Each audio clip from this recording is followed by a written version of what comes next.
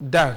Okoye bụ afam akụkọ anyị n'uju. Otu ọrụ akpọrọ NISSI Helps Foundation chịkọbara nleta ahụike n'efu wee nye ndị mmadụ na-adazi Nnukwu nke kansụl ime obodo Anọcha bụ nke emere wee nye ụmụ nwoke na ụmụ nwaanyị ndị okenye nakwazi ụmụ na-eto eto mgbe ọ na-agwa ABS okwu na-adazi Nnukwu Town Hall bụ ebe a chịkọbara ịma nke onye isi oche nke foundation ahụ Pastor Chodi Mụọka kwuru na ya bụ NISSI Help Foundation bụ nke emebere iji wee nyere ndị mmadụ aka kwalite ọdịmma ndị mmadụ kachasị ndị ogbenye na ndị ụwa na-atụ n'ọnụ site n'atụmatụ nleta ahụike. Chibuzo Okoye ga-akọtọpụ akụkọ a.